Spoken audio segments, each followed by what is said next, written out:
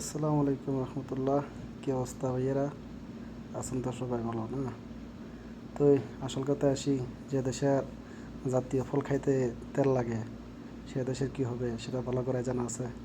কারণ যে দেশের জাতীয় ফল খাইতে তেল লাগে সে দেশের তেল ছাড়া দিয়ে কোনো কিছু চলে না। সামসিমি ছাড়া দিয়ে কোনো কিছু হয় না, সেটা তো আমরা ভালো করেই জানি। তো যাই হোক, আসল কথায় আসি, দেশের মানুষ প্রবাসী আছি, এভাবে দেশীয় ফলটা কাছে পেয়ে আসলে অনেক খুশি লাগছিল। গেছিলাম বাকালায় আজকে রান্না করার জন্য, তরকারি আনার জন্য। তো গিয়ে বাকালায় কাঁঠালটা দেখিয়া লোভ সামলাতে পারলাম না। রুমে যারা আছে তাদেরকেও কিছু বলি নাই, নিজের দায়িত্বে নিয়ে আসলাম কাঁঠালটা। আসলে অনেক দিন হয়েছে দেশীয় ফল খাওয়া হয় না, আর যদি সেটা কাঁঠাল হয় তাহলে তো সেটা ভিন্ন বিষয়।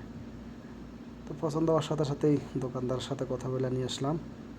আর কাঁঠালটা মাসাল্লাহ আসলে একটু উপর দিয়ে দাগ ছিল, ভাবছিলাম খারাপ হবে, না খারাপ হয় নাই, অনেক সুন্দর। প্রথম কোষটা খেয়ে নিলাম। আসলে আমি ট্রাই করলাম যে আমি জানলাম কি ভালো ফুটছে না খারাপ। যাক আলহামদুলিল্লাহ, অনেক ভালো ফুটছে কাঁঠালটা। একটু শক্ত ছিল। আসলে কাঁঠাল বেশি নরম হয়ে গেলে খেয়ে মজা লাগে না আমার, বিশেষ করে আমার পছন্দ না নরম কাঁঠাল।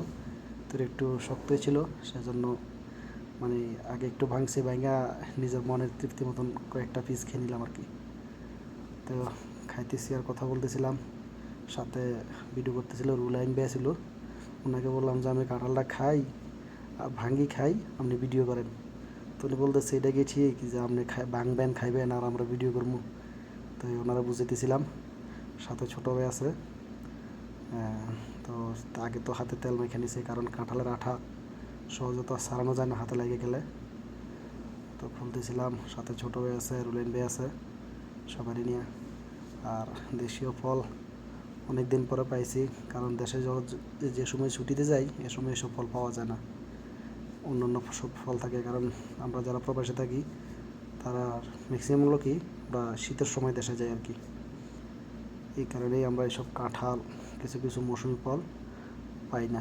বিশেষ করে আমি পাই নাই, প্রবাসে খাইছি আজকে একটা, আরও প্রায় দুই থেকে 3 বছর আগে একবার পাইছিলাম এরকম বাকালাতে। তো আজকে বাকালাতে গেছি, গিয়ে জিনিসটা পাইলাম, পাই আর দেরি করি নেই, সাথে সাথে ওনার কাছ থেকে নিয়ে নিলাম। আসলে কি বলবো, বাংলাদেশের তুলনায় এটা অনেক বেশি দাম পড়ছে এখানে। দাম যতই হোক, শখের জিনিস ইচ্ছে হয়েছে খাওয়ার, সেটা তো আর রাখা যায় না। এই দেখেন ছোটো ভাই খাইতেছে, সেও আসছে যে মাত্র 6 মাস হয়েছে সৌদি আরবে, এখনও 6 মাস হয় নাই, কাছাকাছি।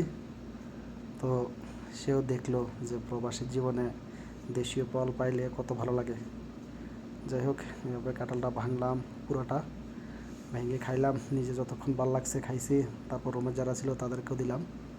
তো যারা আমার ভিডিওটা দেখেন, ভিডিওটা বিশেষ লাইক করবেন, কমেন্ট করবেন আর অবশ্যই শেয়ার করবেন।